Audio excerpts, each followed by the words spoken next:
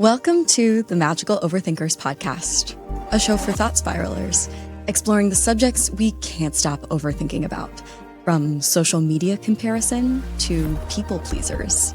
If you ever get the feeling that despite living in the information age, the world only seems to be making less sense, then you're in the right place.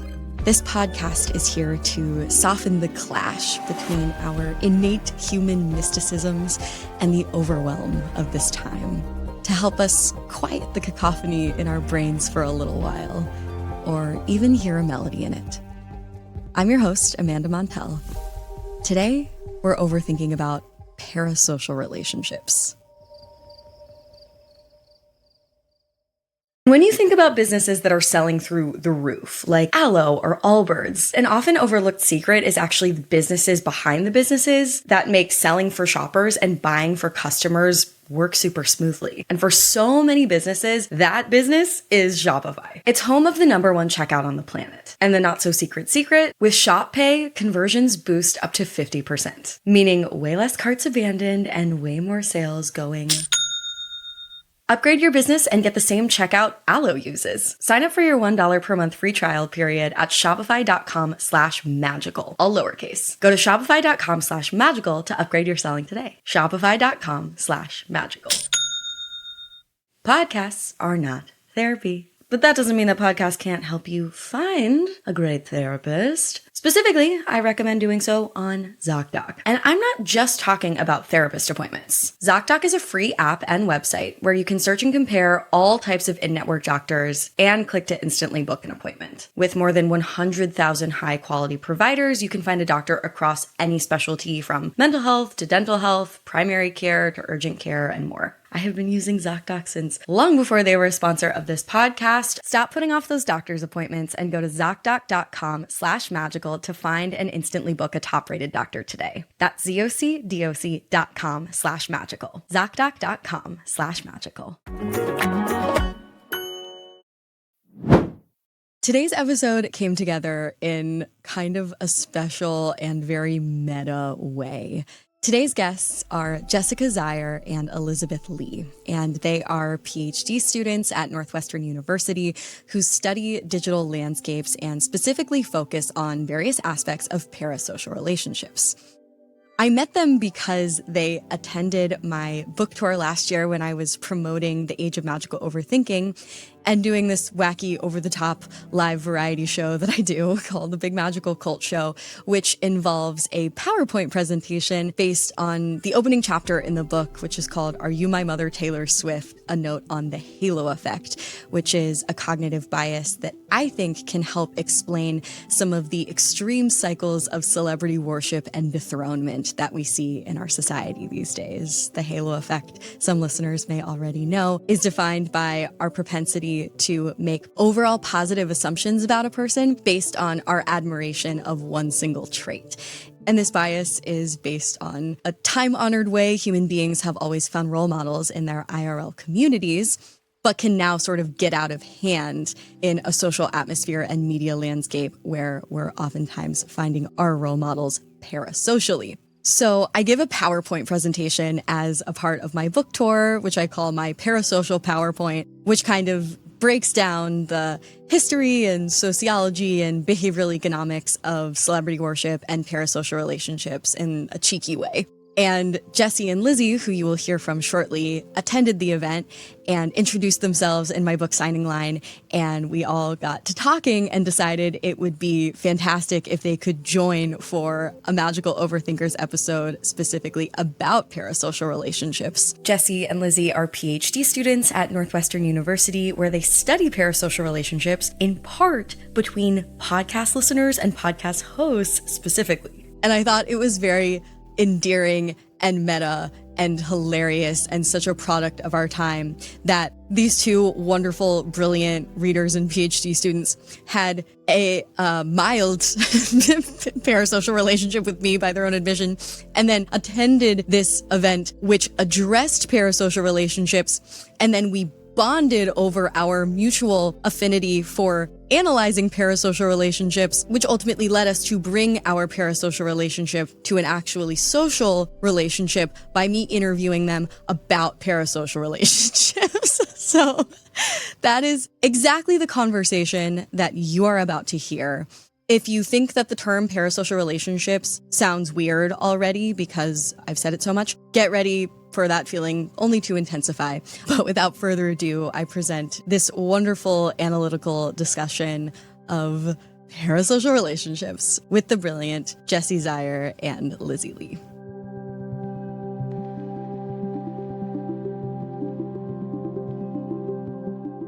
Jessie and Lizzie, thank you so much for joining the Magical Overthinkers podcast. Thank you for having us. Yeah, happy to be here. Before we get into this conversation about parasocial relationships, which I feel is so long overdue on this podcast, and I'm so glad that the both of you pitched the idea, that you're here. Like, what a delight. I wanted to ask the both of you the first question that I pose to all of my Magical Overthinkers guests, which is simply, what is an irrational thought spiral that has been living rent-free in your head lately? I really want a dog so badly. It's just like, I feel like that would make my life immeasurably better. But my partner keeps reminding me that we live in Chicago and we don't have a yard and someone has to walk the dog in the winter. And then I immediately realized that getting a dog is not a good idea. So I've been looking at adopting a pair of rats from a neuroscience program. It's like adoption programs. Once the rats are done with the studies, you can adopt them, give them a nice little end-of-life experience. So been looking into that. Don't know if it will happen, but I think it's a good compromise instead of getting a dog. Wait, how did you find out about that? That's so cute that they offer that sort of program for like it's not rehabilitation, I guess. It's like rodent hospice. Basically. Hospice, yes, that's the word. Which can be kind of depressing, but I feel like it's a low lift, like low commitment on my part, kind of selfishly, plus giving rats a nice little end of life experience. Oh my God. Yeah, no, it's palliative rodentia. I love that. That's beautiful. I like rats. I love rats. They're so misunderstood. They're incredibly social. They're actually very clean. Rats in the street, they're not clean. Rats in your home, they clean themselves, they can learn tricks, they respond to their name. They're incredibly intelligent. I was having a conversation about that recently with like a professor in the department of the school we're at about like human rodent interaction. And we went down like a spiral of like, why is there stigma around rodents? And like, how come capybaras are cute, but rats are like oftentimes like stigmatized? Just like so, it was literally just like 2 days ago. So funny that you brought that up. Jessie, I think everything going on with you and pets sounds very rational. Thank you. Anywho, let's move on to the topic at hand, which is parasocial relationships. So could each of you sort of like introduce your work, your specialties, and what led you to formally study this subject matter? So Jessie and I are both PhD students at Northwestern. I'm a social scientist by training, specifically studying sociology. So I've always been thinking more broadly about like human behavior and sociality. And so I work at the social media lab here at Northwestern, really interested in the intersection of social media design and mental health. And I feel like when we think about parasocial relationships, you kind of like need to think about mental health and well-being in the equation, because it's oftentimes, either a sort of cause of that or something that can be affected by afterwards.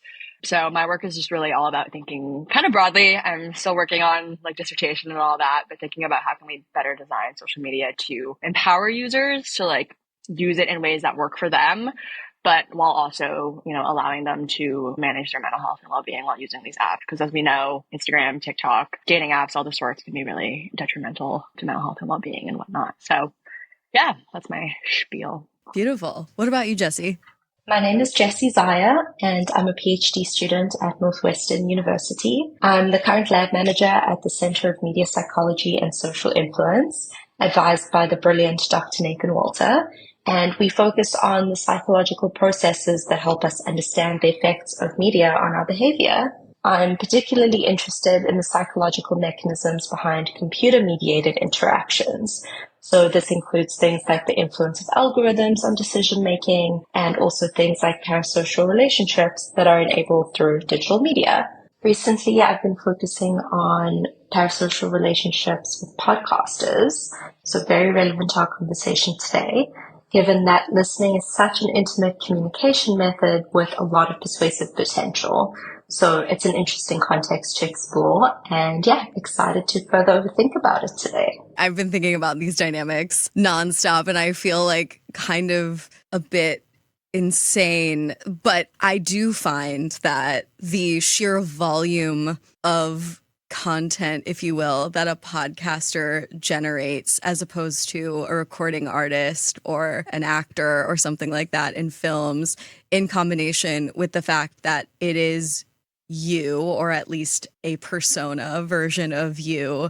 And yes, the intimacy of like you being there while people are in their home doing like intimate behaviors just make for like turbo parasocial dynamics. It's so interesting because like Jesse and we went to as you know, like your talk in Chicago a while back, and we both read your book and listened to your podcast before. So it was almost like, ooh, like, was there like a bit of like parasocial stuff happening there before we even met you? But yeah, well, I mean, this is what's fun about participating in systems and behaviors that you also critique is like the awareness and the intellectualization doesn't necessarily prevent you from having like that experience. Like, we are all human beings who use the internet, and like I have parasocial relationships too, and like as you probably remember, you know, like in the book and in my live show I talk about parasocial relationships through the lens of the cognitive bias, the halo effect. And just because I'm aware of the halo effect and this tendency to perceive one positive quality in a person you admire and jump to the conclusion that they're perfect overall, you know, just because I know about it doesn't mean that I'm immune to it. And I do it all the time. I had an experience like this just the other day where like I clocked like a couple of qualities in an artist that I admire and jumped to the conclusion that they also aligned with me along all these other different dimensions. And then I found out that they didn't. And I was like shocked, but I had no reason to be shocked. Like there was no evidence to suggest that they were anything other than themselves. And of course, we don't have access to their whole self. So I feel like first and foremost, we should define what a parasocial relationship is, because there are so many modes of interaction now that I feel like could fall under the umbrella of parasocial relationships, but I'm not sure that they do. Like, can you have a parasocial relationship with AI? Can you have a parasocial relationship with yourself? Like, how your online presence? Like, what is a parasocial relationship, and what are kind of the borders and boundaries there? I think like the original definition of it from like the 50s, whenever it was coined, was like a phenomenon of feeling really personally connected to figures specifically in mass media. Obviously nowadays when we think of mass media, like the landscape has changed so much. And usually it's like people you don't know, but I wonder if like the social media and virtual reality and augmented reality, if like, I think it's maybe pushing the borders of like, is that really like the definition that we can still hold to today? The literature kind of has parasocial experiences under this big umbrella, delineated into parasocial interactions, which are kind of just in the moment, listening to a voice on the radio or someone on TV or seeing a TikTok, and then you scroll and you forget about them. That's a parasocial interaction, whereas a parasocial relationship is more about like a longer formation, repeated exposure, and has much more emotional weight. And so I think that's probably more of what we'll be talking about today. So there's different levels of parasocial experiences, but overall they're one-sided, they're asymmetrical, and you don't get the same feedback that you would if you were talking to someone. So someone is usually talking to you, you're not really able to respond, and if you do, they're not able to receive the message back. And I think that's kind of what separates these different levels. But it's definitely changed, I can imagine, like especially if we think about the new media landscape. Like if we go back to like Beatlemania, you know, if you had a like parasocial relationship with Paul McCartney or John Lennon, you would, you know, show up to their events, you would like send them fan mail. Nowadays, when you have digital media platforms like Facebook and Instagram and TikTok, they all have like these embedded, like the official word for it is paralinguistic digital affordances. So you can you can comment, you can upvote, you can watch them on live. There's so many different like digital affordances and different ways to interact with like celebrities and with influencers that it can make it almost seem more expedited because you have so many like ways to interact with people or to feel like you're like connecting with them and like develop those one-sided relationships. So I can imagine, yeah, it's like definitely turbocharged in like the digital age now.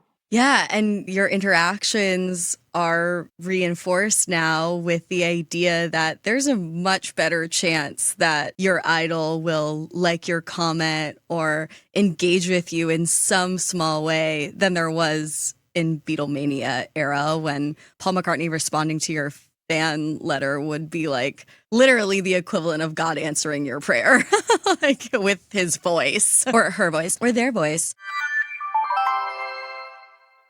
I never in my life thought that I would have the capability or the business know-how to sell merch online until I started working with Shopify. And when you think about businesses that are selling through the roof, like Aloe or Allbirds, you might think about a great product, brilliant marketing, but an often overlooked secret is actually the businesses behind the businesses that make selling for shoppers and buying for customers work super smoothly. And for so many businesses, that business is Shopify.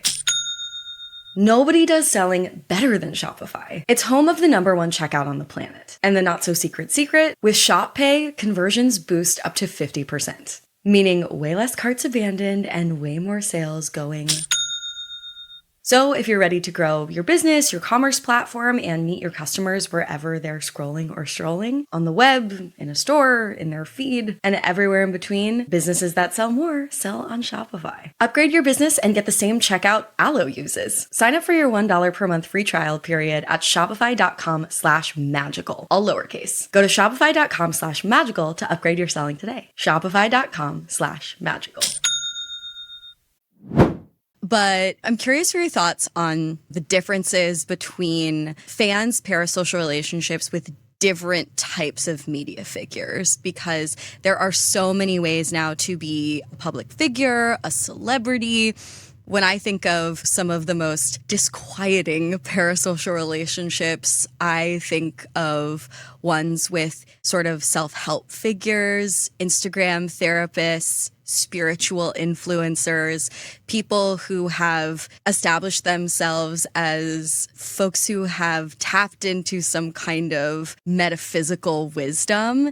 You know, obviously some people worship pop stars and things like that as superhuman, but then there are literally cult followed figures online now that are very explicit about their alleged superpowers in some way, or even if that superpower is just like incredible empathy or something like that. And so I'm wondering, like, Jessie, you study podcasters in particular, which is very meta for this conversation and of special interest to me, but do you think that there are like different flavors of parasocial relationships depending on whether a fan worships a pop star, an actor, a podcaster, a mental health figure, an influencer, a trad wife? What do you think? I can try to answer this. I feel like there's no like one correct way, because you could have an entire podcast episode about each of those different types, which sometimes you do, overthinking about, a specific type of influencer or celebrity. I think that proximity is a big one. So with someone like Taylor Swift, you could go to her concert and be in a proximate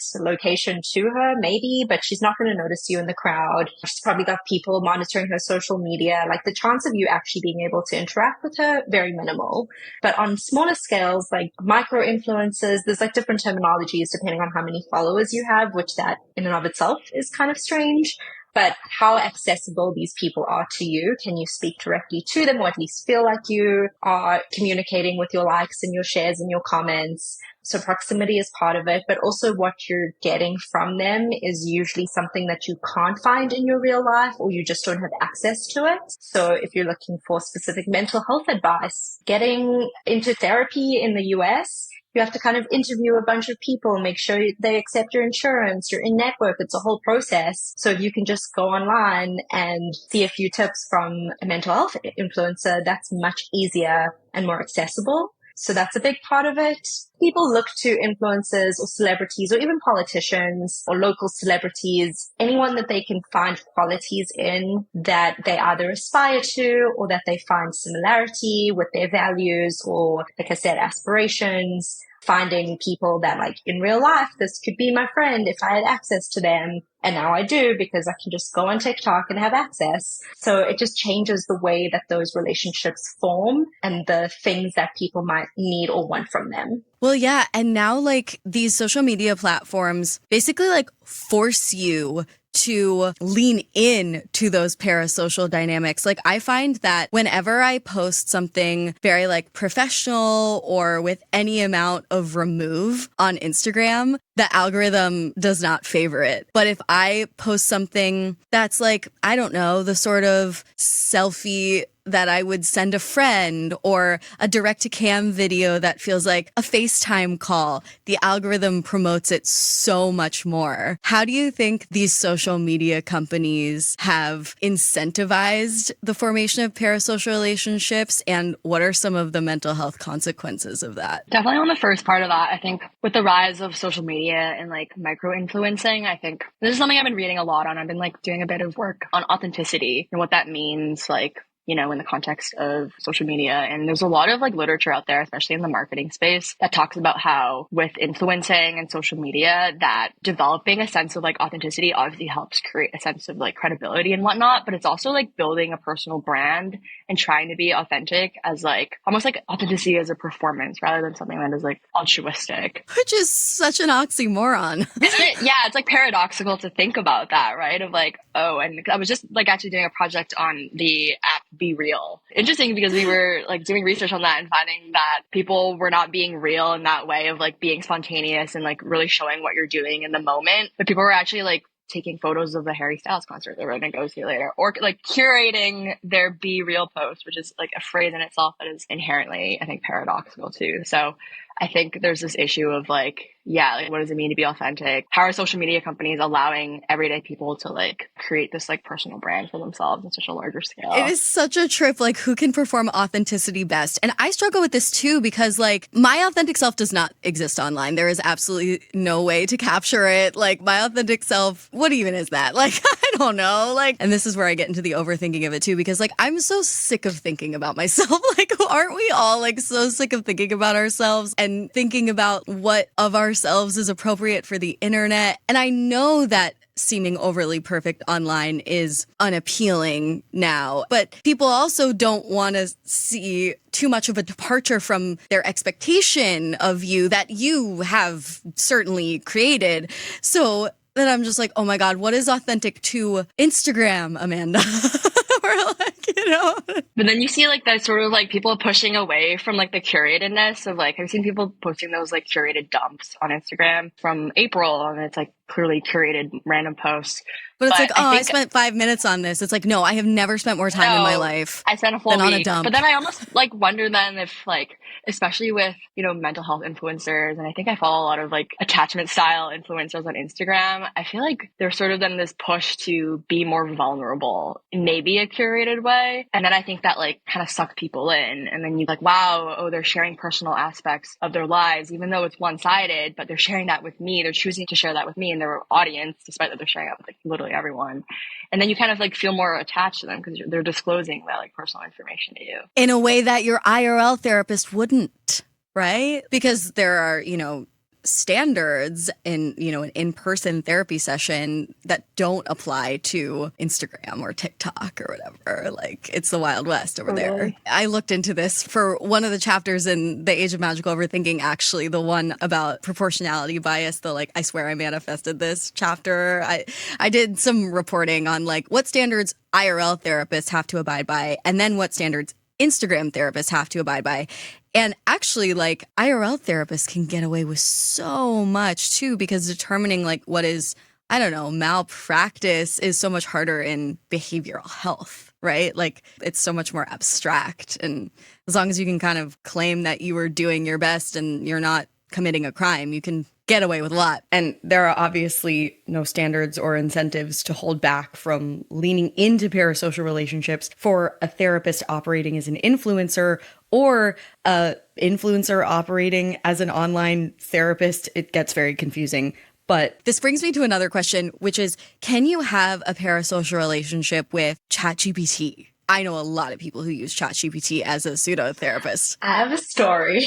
So This is another thing I overthink about, because if you choose to dedicate 10, 11 years of your life to studying something, you tend to overthink about it. But anyway, I use ChatGPT, Gemini, like all the different tools, because I study them, so I have to understand how they work. And so I kind of had this expectation that because I interact with them so much, I ask questions, I self-disclose, that it would know who I am. And so there was kind of this trend recently where people like, draw a picture of what you think I look like. And I was like, ChatGPT, you're going to get this right. It's going to be perfect. No, it made me a geeky white guy. And I was like, I'm a geeky white girl, so like kind of close. But there's still this assumption just based on the training data that like, because I'm a researcher, I must be a man. Because I'm interested in networks or technology, I must be a man. There's still these biases. And so that kind of sent me into my own thought spiral of like anthropomorphizing ChatGPT and these other tools. Like we treat them like they're human. You say please, you say thank you. There's this level of politeness, and like it's really just a tool that's feeding back information that you're asking for. And so my experience with it has been limited to that. But there was a situation recently, I think it was New York Times that released it, of a woman who kind of like trained a chatbot to be her boyfriend. And over time, like this chatbot knew things about her and their intimacy and sexting and whatever else. But these tools have memory limits. And so at some point, it wiped out all the memory of what this boyfriend was, and she had to start over. And she was distraught because it felt like a real breakup. It felt like she had lost a partner. She had lost this relationship. And there really wasn't anything on the other side. It was just feeding her what she had been asking for. And so I think we're going to hear a lot more of these types of stories. I think that people using chatbots for mental health advice, like we were discussing, or just like other real world problems, that when you don't get the solution that you're asking for, you don't feel the emotional support that you might be looking for, that it can feel very disappointing, as if it was a social relationship that wasn't giving you what you need. So I think we'll hear more about this for sure. Yeah. And I think one controversy out of ChatGPT right now, and this totally gives me the ick, but it's how sycophantic it is. Like, you could tell ChatGPT the most toxic shit ever, and it's immediately like, wow, Amanda, you should really commend yourself for that kind of perceptiveness and honesty. It's wild. So, I don't know. It could really reinforce some delusional thoughts. But transitioning a little bit, I'm curious because obviously we're like really dogging parasocial relationships so far. And I'm curious, like, I tend to think that these like weird, uncanny emotional problems that we have in the digital age do stem from a place that's really human and really pure. Again, I've like framed parasocial relationships in the context of this like deeply embedded cognitive bias, the halo effect. But I'm curious, what has your research revealed as to the foundation of parasocial relationships? Like, why aren't we better at discerning what is like actual two-way human connection from this sort of hologram version of it? I think part of it is that we have a long history of evolution and like how our brains work, and technology has far exceeded how quickly our brains can catch up with the world around us. And so we're primed and conditioned to look for social relationships, to try and form connections with other people. Suddenly those other people are on the other side of the world, and you can connect with them just as easily as your neighbor. And that's just happened so rapidly that I think our human brains have not caught up with being able to really discern them. And because parasocial relationships can feel so real, that it can definitely trick your brain into thinking this is a real relationship. There's nothing abnormal about this, especially if you've been raised in the digital age and you know no different. How are you supposed to know what those differences are? Yeah, particularly when sometimes parasocial relationships turn into real relationships, you know, like this right now. No, I'm kidding. Well, I'm not really kidding. But like, I mean, I have met a lot of people that I admired parasocially and formed real relationships with them. And sometimes, they say never meet your heroes. I disagree, I think meet your heroes if you get the chance. And if they don't meet your expectations, well, that's an invitation to reflect on why you had those expectations. And if they end up surpassing them or, surprising you, then that's cool too. But I have a fair number of relationships that started out parasocially, which I think makes this all the more confusing that it's not like totally delusional. But speaking of expectations, you might remember that in my live show, I talked a little bit about parasocial breakups. When you have a relationship IRL that you want to end, let's say because the other person in the relationship disappointed you in a way that was so egregious that you're like, okay, that's a deal breaker. Like, I need a break, or I don't want to see you anymore, whether it's a friendship or a mentorship or a romantic relationship, whatever it is, that's like a two-person interaction where there will likely be a discussion about the end of the relationship or something like that. And it feels like there's natural closure a lot of the time, just for the sheer fact that like two people were involved in the decision to end this in some capacity. But in a parasocial breakup, let's say, someone that you admire, an influencer or a pop star, expresses a political opinion that you don't agree with and that you didn't necessarily think they held, even though they may have held it the whole time. If they post online about that, a fan, and this happens all the time, might feel the need to comment on the post and say something like, oh my God, so-and-so, this is so disappointing, I'm unfollowing. They feel the need to like announce their decision not to be in the relationship, even though the person on the other end doesn't care and doesn't know them and was never actually in that relationship and is only being themselves the way that they always were. It's just that the person on the other end didn't know that. And I feel like a lot of the times the like delusion of that parasocial breakup is highlighted because there's this trend of commenting on comments like that, where people will be like, Barbara, this isn't an airport. You don't need to announce your departure. So I was wondering if the two of you could talk about parasocial breakups from your points of view. Like, what is motivating people to announce when they want to unfollow someone? They don't just like disappear into the ether. They feel the need to like make it known. My speculation is that it kind of seems like a way to get one-sided closure for a one-sided relationship. Yeah, or kind of feeling like your voice will make that impact, even though it probably is just in a long thread of comments that only other fans will read. And that might be part of the motivation to be like, hey, all you other fans who think this person is fantastic, here's the truth about something that they did. You should know about this. Whether people read that or not, I don't know, but that might be part of the motivation. And it also makes me think of, not directly related to this question, but like when a celebrity dies and there's like this feeling of grief, like actual grief that you physically, sensationally feel, even though you don't know that person. Again, it's because it feels so real, and sometimes you need those mechanisms to deal with the pain that you're feeling. And so whether it's a death of a celebrity or even just a character, you can have parasocial relationships with fictional characters. And there's a lot of literature about the impacts of that. I think that it's somewhat similar with a celebrity who goes against your expectations of whatever you think they're like.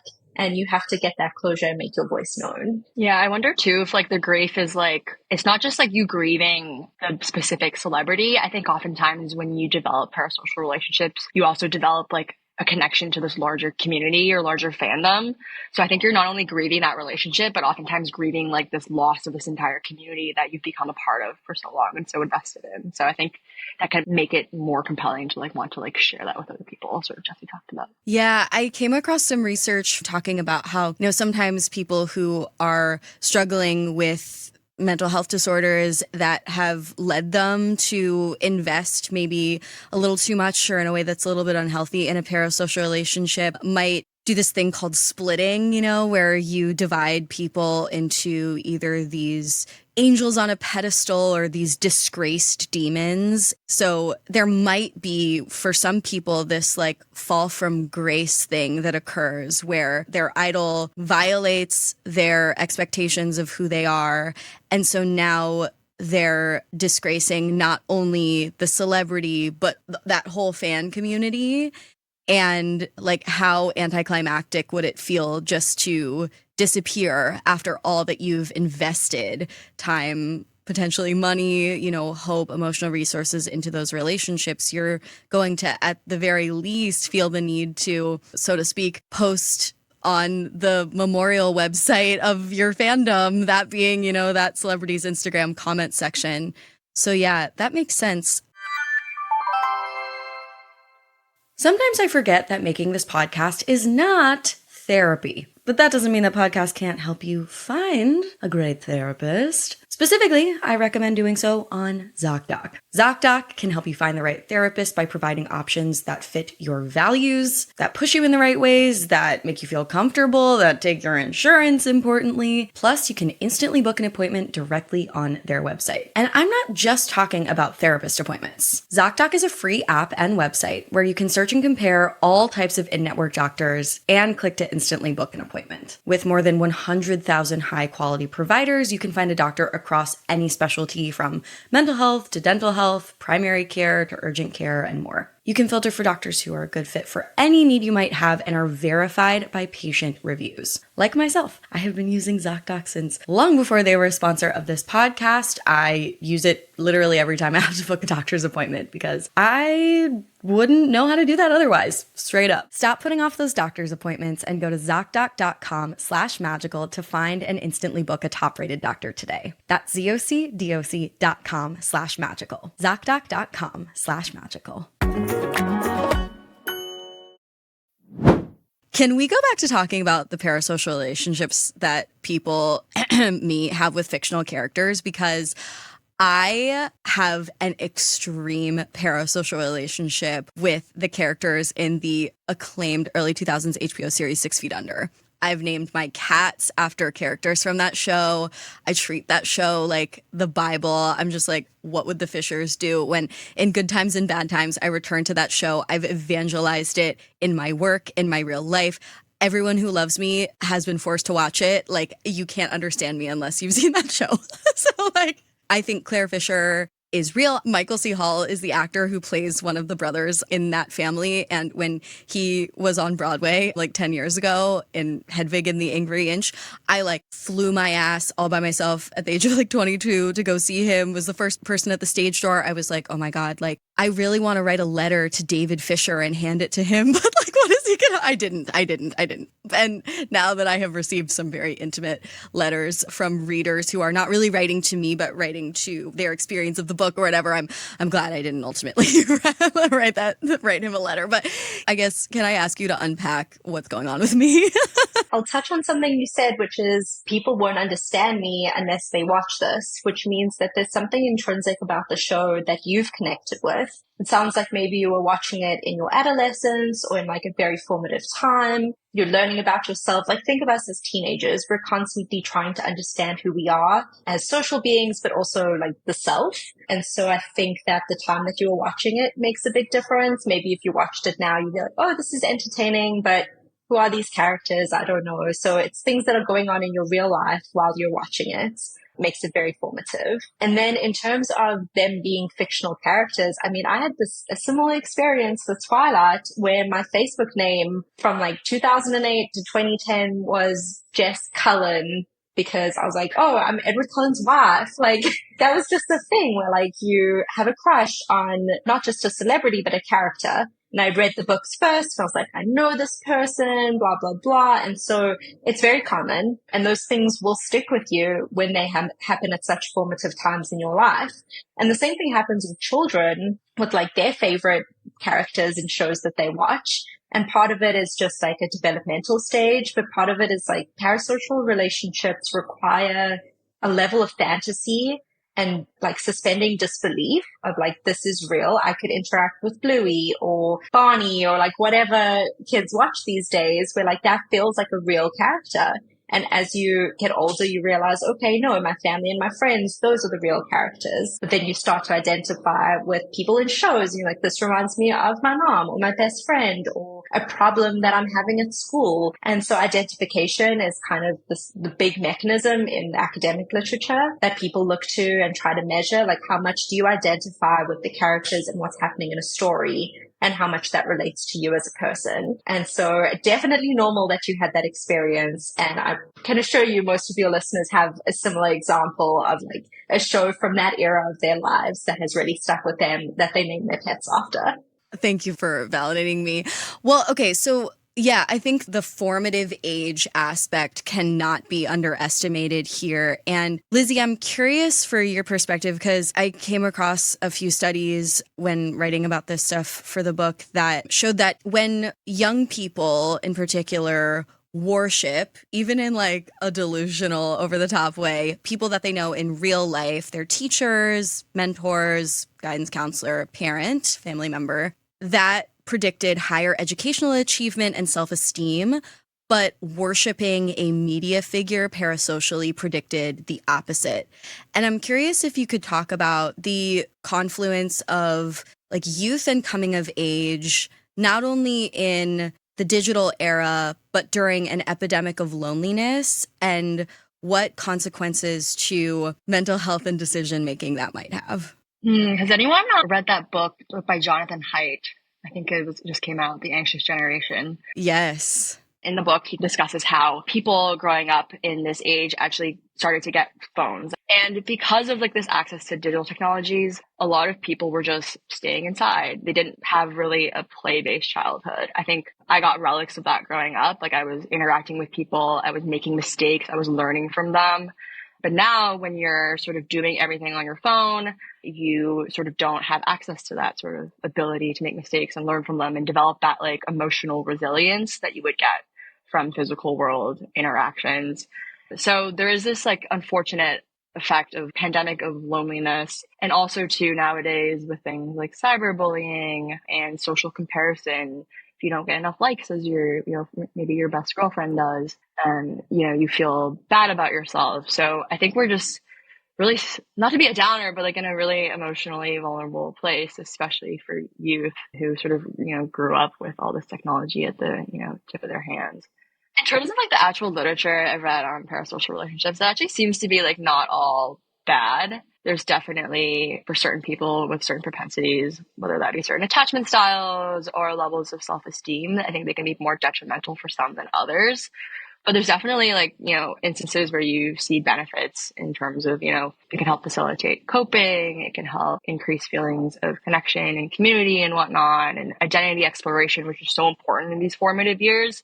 So I think, as Jesse knows, in sort of the field that we're in, like when you talk about technology, it's like not good or bad. It's just double-edged, not to sound like a broken record. And so there are instances where like it could be good. Yeah, I mean, the parasocial relationships that I have with the Fishers from 6 Feet Under are totally delusional and absolutely net positive. Like Claire Fisher was there for me during a time when I felt deeply misunderstood and miserable in my youth, and I'm really grateful for that. And I think at best, these parasocial relationships can foster that type of coping and fantasy. It can give you hope in a way. Sometimes, maybe. Totally. So my last question before we get into some thought spirals from listeners is, can you talk a little bit about what makes the podcaster-listener parasocial dynamic special? And if those of us who want to cultivate a sense of self-awareness about whatever parasocial relationships we might have, want to still participate in them, but not in a harmful way, either to the person we admire or to ourselves, what can we do? So kind of a two-part question. Okay, lots of different ways. I'll start talking about the parasocial relationships with podcasters. I listen to a ton of different podcasts, and I have ones that I listen to when I'm working out, or when I'm sad, or when I'm on the train, or when I just have like an hour to kill and I don't know what else to do and I'm vacuuming the house. And so even to me, podcasters like play different roles depending on the vibe of the show. And a big part of it, like I was saying before, is it's like being on a phone call with a friend. I put my AirPods in, I do my task, and I feel like there's someone there keeping me company. And so that can feel very powerful. In my study right now, I'm actually looking at if there's a difference between audio only or audio visual parasocial relationship strength. So if you're just listening to someone versus watching a video of them talking to you. And I argue that in a lot of situations, just listening can actually be more powerful because of the conversational and intimate nature. And so I think that's just like a dynamic that when you become a podcaster, you kind of have to be aware of. Well, you can project more onto just a voice, you know? Yes, definitely. And you leave more to the imagination, and you kind of like highlight certain parts of what you're talking about with like sound bites or catchphrases or music, and it just starts to feel so familiar. And so I think there's some parts that are up to the podcaster to figure out like how much you want to self-disclose, what sort of relationship you want to cultivate with audiences. If you're having live shows and inviting people, like they're probably going to show up and have certain expectations. But then there's also the responsibility on the listener to remember, like, this is a person on the other side of the microphone, like on the other side of what you're listening to. They have their own life. They have their own thing. Like, this might be their lifestyle. It might just be a job. Like, you never know what's actually going on. And so there's a big responsibility as a listener to be respectful and to kind of manage your expectations about how much it is a give and take. You can take so much when you're listening to a podcast and maybe not give as much, and that's okay. And kind of just being aware of those expectations and dynamics, I think, makes you a better listener and a better part of a certain community. So then, like, podcaster, pop star, regardless, like those of us who want to take the best of our parasocial relationships and leave behind the worst of it, you know, what can we do? What are some tricks? I wonder. I think, like, if I were to put it in like a more pithy way, I'd say like stay within the realm of their public persona. Don't go beyond anything that they haven't disclosed publicly, and don't pry beyond that, because I can imagine that would maybe cross some boundaries. I'd say that's one piece of advice I'd give. Ooh, yeah. Like, don't go snooping for information that they're not sharing from their own mouth, I guess. Mm-hmm. Sort of like give back what they give you. Reciprocate accordingly and evenly, I think. There's also some like context there, especially for like subject specific type of content, to kind of stay within that realm. Like, it's okay to be curious about people's personal lives, but if it's book talk and like it's a influencer who just shares reviews about books, it's okay to be talking about books. It's not okay to be asking them about their personal life, or like you said, trying to like pry deeper into things that aren't being shared.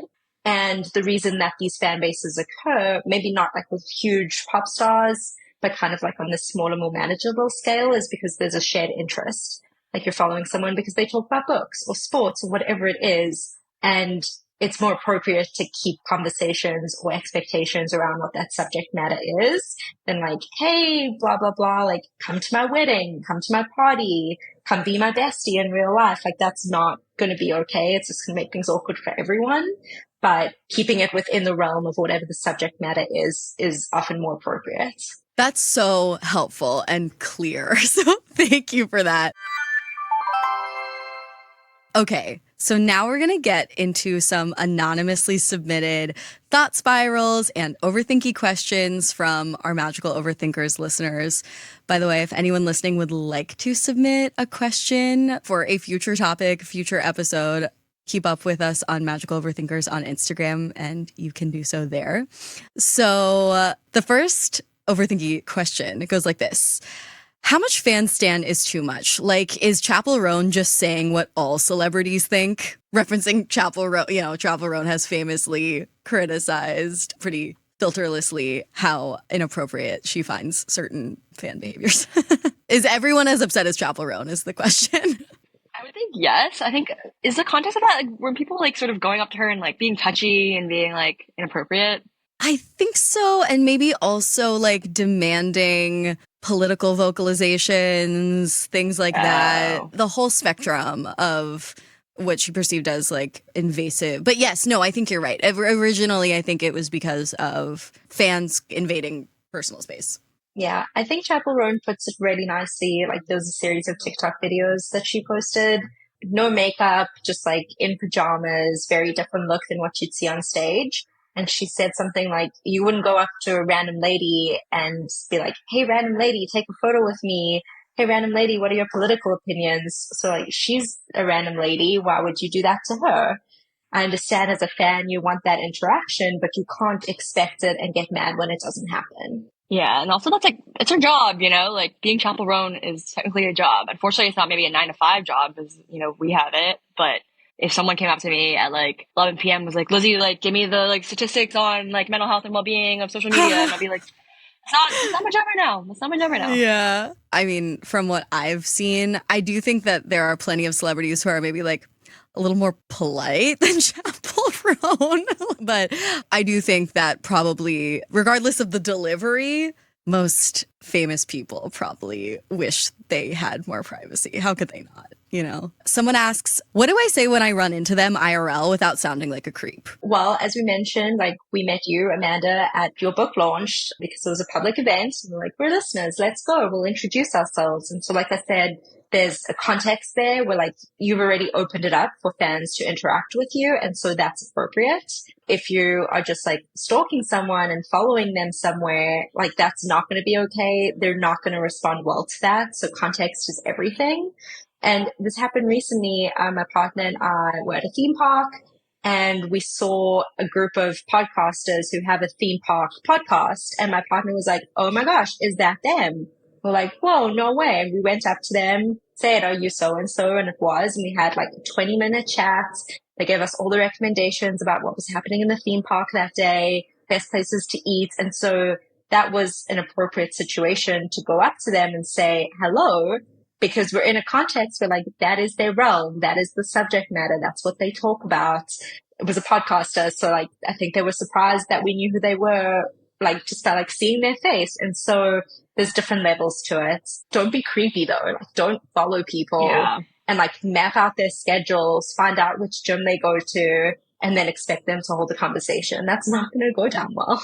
The next thought spiral goes like this. As a rural queer kid, I think parasocial relationships with YouTubers were my only community. Super valid. Yeah, very valid. Adolescence, huge stage of life. And if you're a queer kid in a rural community and you feel like you can't reach out to peers about things that are going on or talk to your parents, you're going to look to people online who are giving you that emotional support, kind of helping you without a risk of rejection. That's a big thing about these one-sided relationships. You can't really be rejected. And so you can be more authentically yourself. That's so true. So that kind of relates to the next question. Where does the line between healthy role model and unhealthy parasocial relationships begin? I wonder if that's maybe the degree of like emotional dependence that you have in that relationship. I think, with a healthy role model, you admire them and you respect them, and it can be a one-sided relationship very much so, but you may look up to that healthy role model for like resilience or their creativeness or their kindness or whatever without like expecting sort of direct personal interaction or direct like emotional support. So it's really more rooted in like admiration rather than emotional dependence, where I feel like in a parasocial relationship that is perhaps unhealthy, you sort of may feel kind of a false sense of closeness or intimacy with them, where you expect personal emotional validation and expect responses from that celebrity, which can create a sense of dependence. And I think when you have that dependence, it can then lead to like feelings of disappointment or even obsession when those expectations are unmet. So I think that's where maybe I would start to draw the line, is when the emotional dependence becomes a bit much. Yeah. Okay, so that definitely relates to the next thought spiral, which goes, why do I feel sad and somewhat betrayed when they don't post for a while? And before I let you answer, this makes me think of these two YouTubers in particular who I've watched casually over the past 5 years. I started watching them during the pandemic. They're like van lifers who stopped traveling around in their van in the pandemic to focus on remodeling a cabin. And decor YouTube is like my favorite side of YouTube. I find it so comforting. Like I love watching people do like home improvement or whatever. It feels really low stakes. I'm obsessed. And so I just like watch them redo their cabin. I cared somewhat about them as people, but also I was just like mostly interested in their kitchen remodel. But then like over the years, they like shifted their content a little bit. Their lives changed hugely. They, started a family. One of the two people in this couple struggled with an illness. Like they went through life, and a lot of that life prevented them from posting regularly. And the viciousness of these fans who seemed to think that by demanding that they post more, this was fascinating. All these fans felt betrayed by them not posting as frequently because they really cared about them. But it seemed so bizarre that their behavior in response to caring about someone was to post the most vicious things on their videos. Like, how dare you? They felt like they were owed those videos, and they were so mean. And there were so many of them. Like, at one point, like, all their videos were just covered in these comments. And I couldn't believe it. I was like, what about them has like cultivated this type of fandom? Like, I'm like one of those silent lurker fans who, like, you know, I have fond feelings toward them, but I'm definitely not going to come to their defense in the comments because those people scare me. But like, what are those like extreme cycles of like adoration and betrayal and vitriol? Like, it was terrifying to witness. Yeah, I think there's the sense of personal investment when you spend so much time watching their videos, getting to know their lives, their routines, and then they stop posting and you're like, you owe me an update. Like, where is my update? So I think there is the sense of like, you feel like they owe you something, which they don't, but I can understand where that comes from. But it's more like a disrupted routine and feeling disconnected. And you're like, where did they go? Are they okay? Like when a friend doesn't text you back for a while and you're like, are they okay? What's happening? And then suddenly they're like, oh, sorry, I forgot my charger at home. You're like, that's no excuse. You owe me an explanation. You owe me videos. You owe me updates. And so again, it comes back to expectations. I'm kind of surprised that the comments were like so mean and vicious with that change, because people change, people's lives, like, again, humans on the other side of that video are like, they have their own lives. But I can understand the sense of disappointment that fans might have felt when that content changed or wasn't as current. Yeah, nowadays I think YouTubers too, like, they're not just posting on YouTube, right? You follow them on Instagram, like, it's all part of this like interconnected, you know, media ecosystem or whatever you want to call it. And I think especially in those types of relationships, you know, you honestly get these, you know, long videos every week, but you also get constant updates and insights into their day through Instagram stories. And because of that, I think a lot of parasocial relationships, you sort of get that instant gratification, like you're getting these constant updates. And if they just announce like, we're quitting van life, we're quitting Instagram, you're used to getting that kind of, you know, maybe a dopamine kind of like, ooh, every time they post. And to have that sort of just like disappear on you, I can imagine can, you know, feel jarring and feel unsafe and actually like make you feel like maybe bad in ways as well. So yeah, I think the disruption of routine is a huge part, as you said, because like I think a lot of this particular YouTube couple's audience found them during the pandemic, as I did, a time of incredible chaos, and they were a source of comfort. And now like their behavior seems chaotic and it's like, hey, this isn't what I signed up for or whatever. But then I get conflicted because it's like their entire platform is built on parasocial relationships. Like, they're not actors, they're not musicians, their art is hologram intimacy. So if they don't supply that hologram intimacy, what is the appropriate way to respond as a fan, you know? I guess you can express your concern in a way that's just not so mean. Or it's the responsibility of the people posting and creating this fan base to give their audiences some sort of closure. Like, hey, we're taking a break, or we're making the shift because of XYZ. Maybe you don't want to disclose everything. So there is something that's owed to these fans. It doesn't have to be everything in full disclosure, but just some sense of like, okay, this is the new direction, or here's what you can expect. And perhaps that can quieten the disappointment a little bit. Yeah. I want to like derail the conversation though, but I wonder, have you heard anything of like people going from like, you have a parasocial breakup to like a parasocial like rebound? Is that a thing?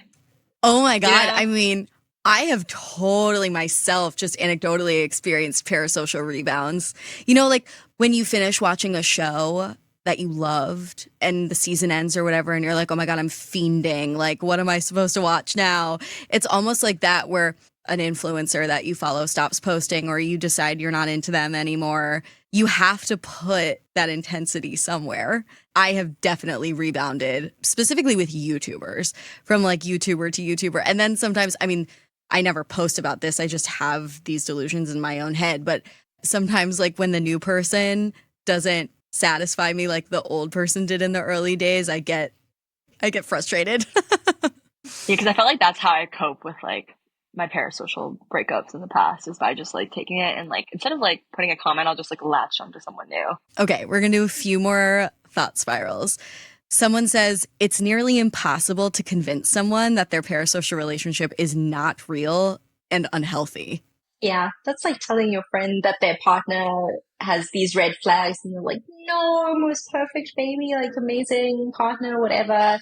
The worst way to try convince someone to do something is to tell them to act against the way that they are acting. There's a concept called psychological reactance, which is if you tell someone to do something, they're going to react to it because they feel a sense of threat to their freedom. And so they'll do anything to regain control over their autonomy, even if that means going against the good advice that you're giving. And so I don't have any other specific advice to try to convince someone that their parasocial relationships are unhealthy, but telling someone that directly is just going to make them feel even more defensive of that relationship because they feel like you're threatening their decision making, you're threatening their autonomy.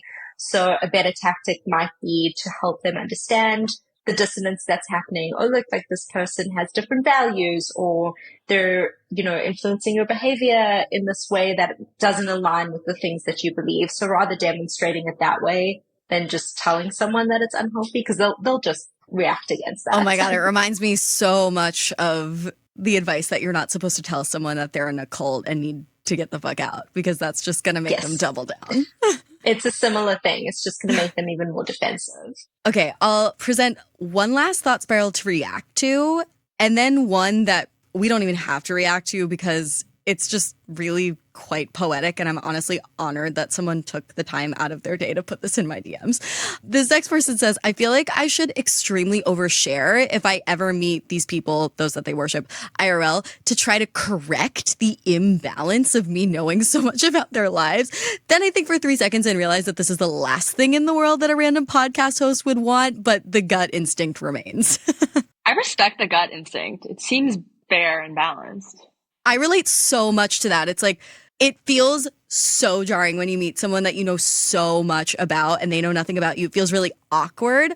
I have definitely had that impulse as well. And sometimes I have not overcome it. I'll tell you that much. But no one likes to be informationally fire hosed at. Yeah. If you think about how long it takes to form these relationships with people, like you followed someone for like a long length of time, you've discovered these facts about them over time. It hasn't just been instantly. There isn't really a way to share information about yourself over time with this person that you're meeting. But I understand the gut instinct. I don't know how well it would go down, but it's super valid. It'd be like, and we didn't get to really address parasocial relationships with people you match with on dating apps, but it'd be like if you matched with someone on a dating app and projected all this shit onto them and like just daydreamed about your future partnership with them, and then you like meet them IRL on your first date and you're like, oh my God, like I have stalked you and fantasized about you, and now we're just supposed to have like this casual small talky first date. Like it's like, I've done that before. I just like pretend like I didn't know where he worked like 10 years ago. Yeah, definitely been there.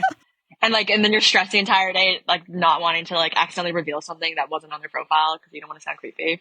It is so hard not to, like, when the information is just there on LinkedIn, it's so hard not to click. I mean, come on. Especially like so much information. Like I know what like frat you were in or like what you volunteered at in like middle school. It's like crazy nowadays. I know everything. Totally. And the last thought spiral I'll share, really lovely, goes like this. It's interesting. They call them stars because they get so bright. We all see them, but they can't see us, obviously. But we're all made of star stuff. So I think without all the supernatural thinking, it's like they're closer to the heavens in a sense, real stars. It's okay to look at the stars and marvel. Just remember to look back at the ground when the sun comes up or when the show ends. It's absolutely beautiful. You're going to have me like in tears at the end of this. I guess they're being like an Instagram what a lovely quote, message. like So we're all special.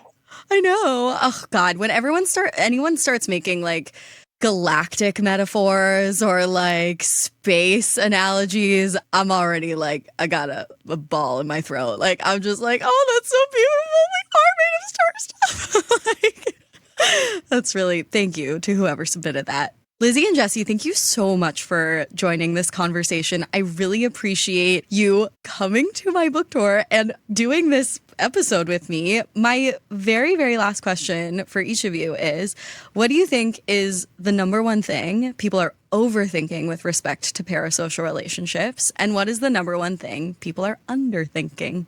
I think people are overthinking the negatives of parasocial relationships, which we kind of did throughout this episode because there really is such a fine line. But I think that they can be very healthy, they can be helpful, they can complement social relationships in your life. On the other side of that, I think people underestimate just how influential those relationships can be. So just, kind of keep in check your own values, your own beliefs, and kind of see like if an influencer or a celebrity tries to tell you to do a certain thing, it's okay to act against that. And I think maybe people don't think about that enough. I was literally going to say the exact same thing, Jessie. Amazing. If people want to keep up with you and your work and your research, is there a place where they can do that? Yeah, so it's jessicazier.com, Zier. And always excited to talk about different types of examples, different research projects, different ideas. Like if you have a question and you're like, how would you even study that? I want to study that. So bring those questions and we can make something happen. After my email is elizabethklee.github.io. And if people want my email, you can just search up on Google Northwestern Social Media Lab and my information's there. And I'll, of course, happy to chat about research and overthinking and parasocial relationships. That's awesome and very generous. Thank you both so much. Thank you. And thank you, listeners, so much for tuning in to another episode. Now's the point in the episode where I share a tidbit of evidence-based advice for how we overthinkers can get out of our own heads this week.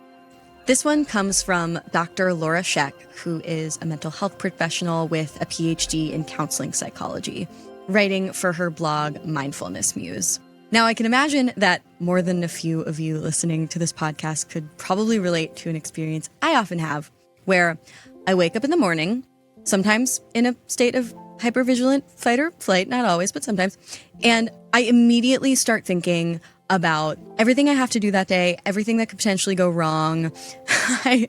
I stopped allowing my phone in the bedroom. I keep my phone out of the bedroom, but Lord knows, as soon as I get out of bed, I instantly beeline to it and start to address all of these concerns. And that has proven not the healthiest way to start my day, existentially, spiritually, mentally, or physically.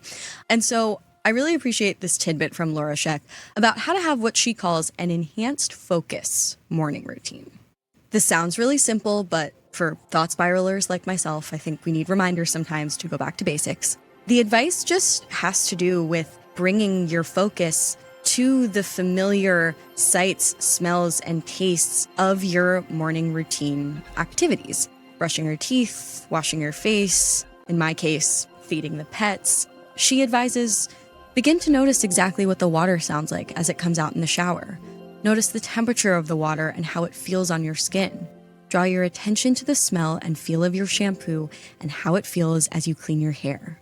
When thoughts arise that are unrelated to this present moment, simply acknowledge them and allow them to pass. Don't be surprised if it is difficult to maintain your focus in the present moment, but it's still definitely a worthwhile exercise. I oftentimes just completely blitz past what I'm doing, and that can be a little mildly dissociative because sometimes you forget if you fed the dog and accidentally feed him too much. Anyone else? So for so many reasons, I think it can be helpful to wake up in the morning and have this enhanced focus mindset when it comes to your daily routine. Well, that is the episode. Thank you so much again for listening. And until the next thought spiral, remember, think it over. Just don't overthink it. Magical Overthinkers was created and hosted by Amanda Montell and edited by Jordan Moore of The Pod Cabin. Our theme music is by Casey Cove. Thank you to our magical manager, Katie Epperson, coordinator, Reese Oliver, and Network Studio 71. Be sure to follow the pod on Instagram at Magical Overthinkers. We're also on YouTube, link in show notes, and ad-free episodes as well as behind-the-scenes extras are available on the Magical Overthinkers Substack at amandamontell.substack.com.